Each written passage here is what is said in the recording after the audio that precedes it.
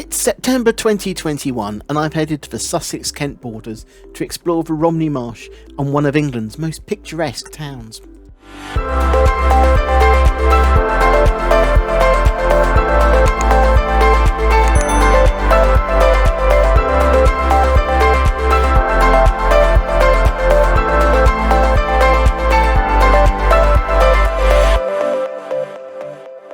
An important harbour from as early as Roman times, Rye's dominance over the seas has faded as the channels around the town silted up, the mouth of the River Rother now being 2 miles south of the old waterside walls. The old centre of Rye is located on the steep hill that stands out over the marshland that surrounds it. The cobbled lanes, including Mermaid Street, that lead to the top, are now regularly regarded as some of the most picturesque in Britain.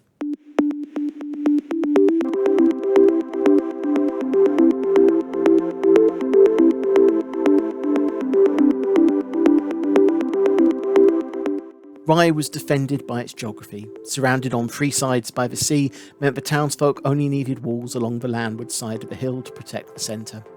Today, just the Landgate survives of the 4 original fortified entrances to the town.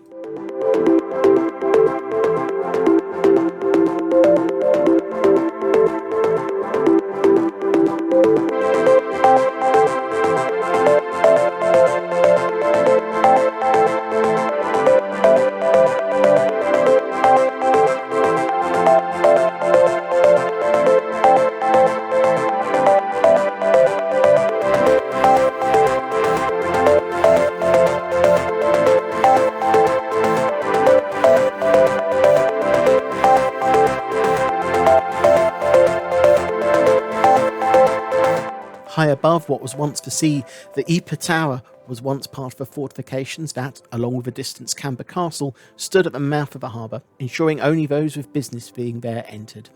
Today the tower stands overlooking rivers and Camber Castle is high and dry, more than a mile away from any water.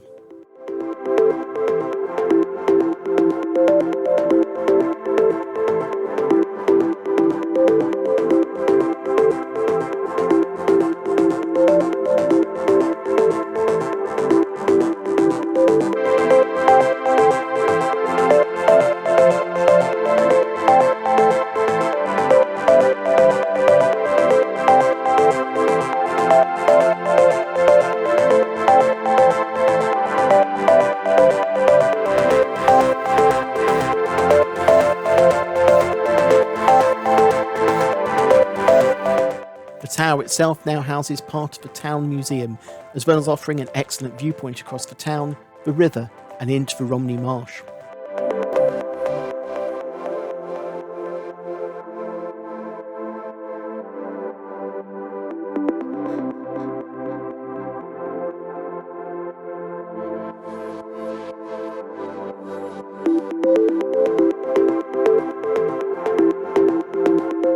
You can also get great views over the town of the marsh from the top of the tower of St Mary's Church, which in part dates back to the Norman times.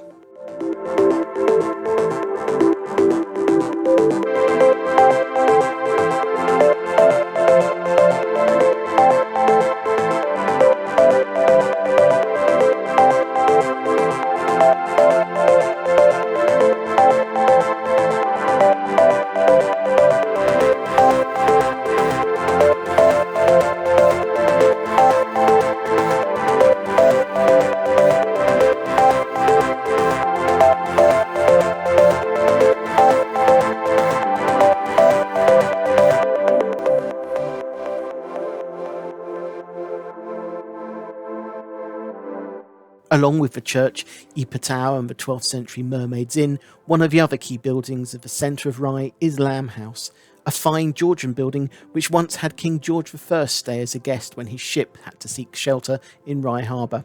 And it's the house that novelist Henry James lived in for the last 16 years of his life, writing several books in the house and in a lost garden room. Today the house and gardens are owned by the National Trust.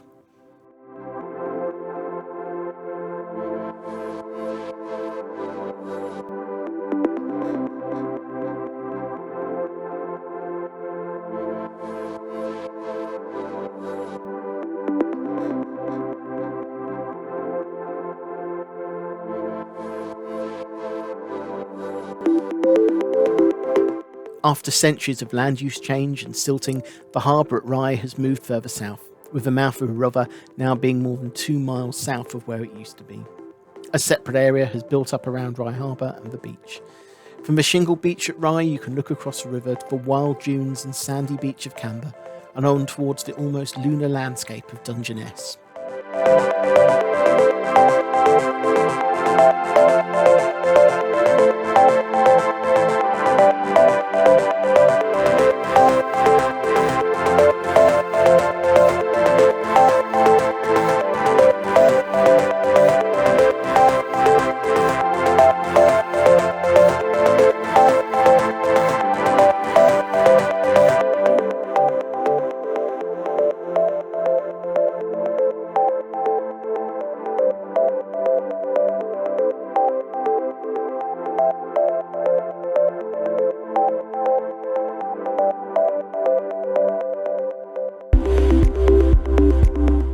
2 miles to the southwest of Rye, on another ridge of high ground, is the 13th century town of Winchelsea, built to replace a much older settlement down at sea level but had been lost to coastal erosion.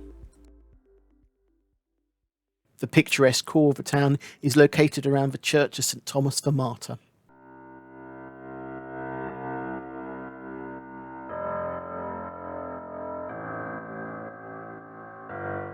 The outline of the original settlement can still be traced from the surviving gates of the town, the most impressive being Landgate, from where there are views back across to Rye and on into the Romney Marsh.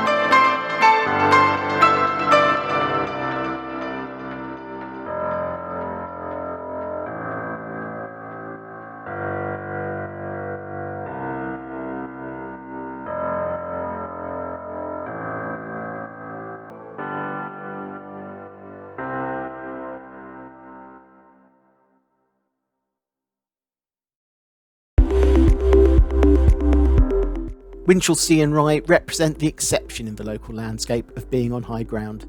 Beyond them, the Romney Marsh stretches across the border and on into Kent, a wild, flat and changing landscape of marshes, dunes and shingles.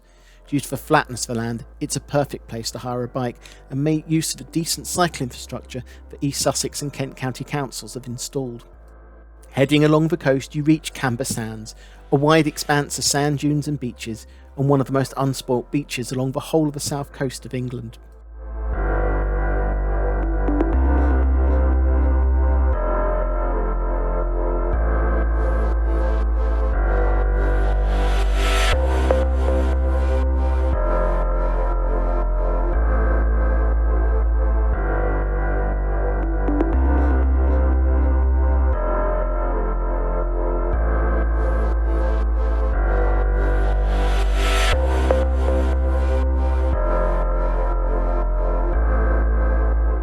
Slightly further on, and you reach the border between East Sussex and Kent.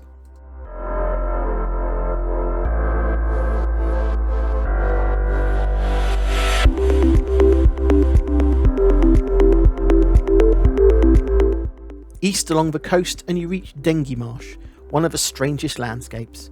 Wide shingle spits, the rear of Dengemarsh nuclear power plant, and the outflow of the Dengemarsh sewer, the drainage channel used to keep the farmland from reverting back to marsh.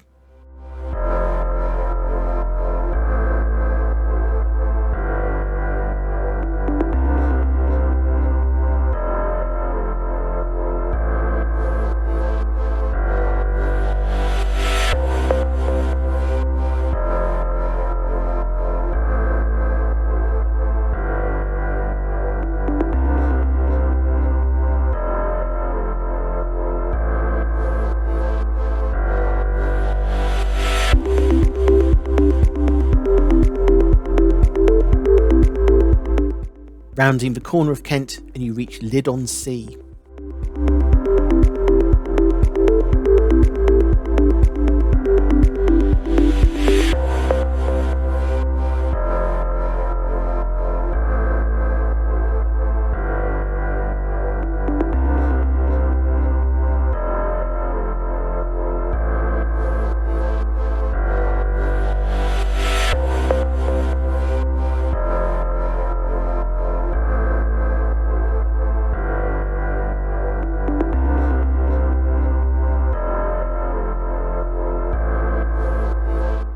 North of Lydd, in Greatstones, you find the sound mirrors, giant concrete walls and dishes that served as a precursor to radar.